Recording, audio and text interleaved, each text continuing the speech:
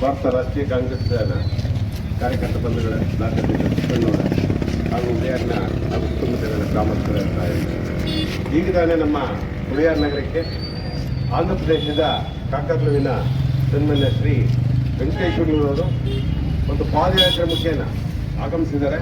ಅವರಿಗೆ ನಮ್ಮ ಬ್ಲಾಕ್ ಕಾಂಗ್ರೆಸ್ ವತಿಯಿಂದ ಇವತ್ತು ಅವರಿಗೆ ನಾವು ನಮ್ಮ ಉಳಿಯಾರು ಎಲ್ಲ ಜನತೆ ಪರವಾಗಿ ಸ್ವಾಗತವನ್ನು ಕೊಡ್ತಾರೆ. ಅವರು ಪಾದಯಾತ್ರೆ ಹೊರಟಿರ್ತಕ್ಕಂಥ ಉದ್ದೇಶ ಮುಂಬರ್ತಕ್ಕಂಥ ಪಾರ್ಲಿಮೆಂಟ್ ಚುನಾವಣೆಯಲ್ಲಿ ನಮ್ಮೆಲ್ಲರ ಆಶಾಕಿರಣ ಯುವಜನರ ಒಂದು ಭವಿಷ್ಯವನ್ನು ರೂಪಿಸಲಿಕ್ಕಾಗಿ ಪಣತೊಟ್ಟಿರ್ತಕ್ಕಂಥ ಸನ್ಮಾನ್ಯ ರಾಹುಲ್ ಗಾಂಧಿಯವರನ್ನು ಪ್ರಧಾನಿಯನ್ನಾಗಿ ಮಾಡಬೇಕು. ಆ ನಿಟ್ಟಿನಲ್ಲಿ ಜನಗಳಿಗೆ ಒಂದು ಅವೇರ್ನೆಸ್ಸನ್ನು ಕೊಡಬೇಕು ಅನ್ನೋ ನಿಟ್ಟಿನಲ್ಲಿ ಇವತ್ತು ಕನ್ಯಾಕುಮಾರಿಯಿಂದ ಕಾಶ್ಮೀರದ ಒಂದು ಪಾದಯಾತ್ರೆಯನ್ನು ಹೊರಟಂಥವರು ಇವತ್ತು ಬೆಳಿಗ್ಗೆ ಚಿಕ್ಕನಾಯ್ಕಿನಲ್ಲಿ ನಗರದಲ್ಲಿ ಮುಗಿಸಿ ಈಗ ತಾನೇ ಉಳಿಯಾರ್ ನಗರಕ್ಕೆ ಆಗಮಿಸಿದ್ದಾರೆ. ನನಗೆ ಒಂದು ಮಾತನ್ನು ನಾವು ಅರ್ಥ ಮಾಡ್ಕೊಳ್ಬೇಕು. ಈಗಾಗಲೇ ಭಾರತದಲ್ಲಿ ನಿರುದ್ಯೋಗ ಸಮಸ್ಯೆ ತಾಂಡವಾಡ್ತಾ ಇದೆ.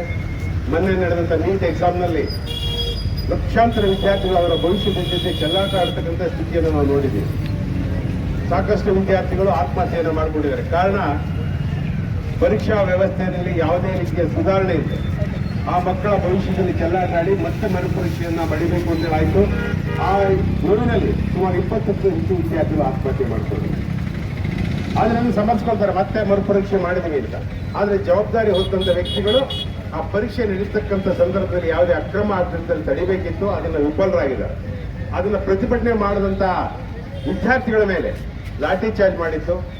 ಪೆಲೆಟ್ ಗನ್ನನ್ನು ಬಳಸಿ ಆ ವಿದ್ಯಾರ್ಥಿಗಳನ್ನ ಹತ್ತಿಕ್ಕತಕ್ಕಂಥ ಹೊರಟಿದ್ದು ಪ್ರಜಾಪ್ರಭುತ್ವ ವ್ಯವಸ್ಥೆಯಲ್ಲಿ ಇದೊಂದು ಕಳಂಕ.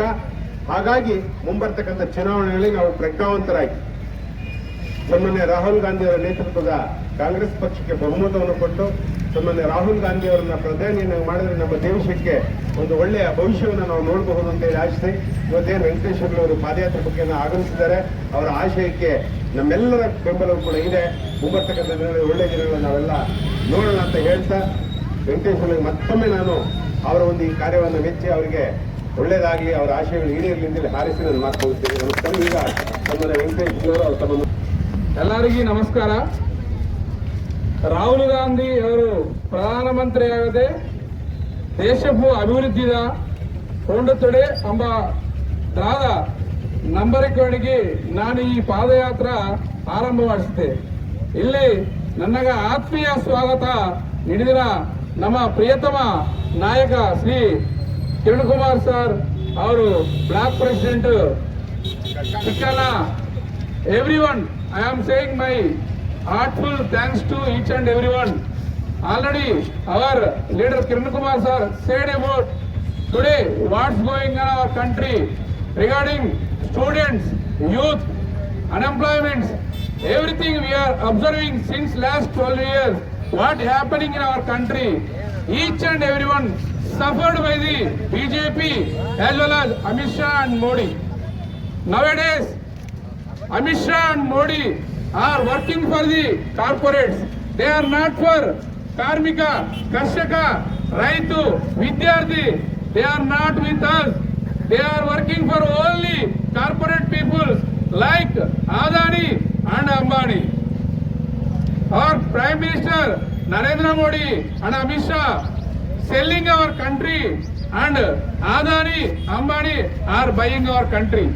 So in between, our people was suffering a lot due to this. Whenever election came, any election, you should vote to our Congress party. In 2029 election, we should elect our leader Rahul Gandhi as a Prime Minister. Then only our country will be bright future.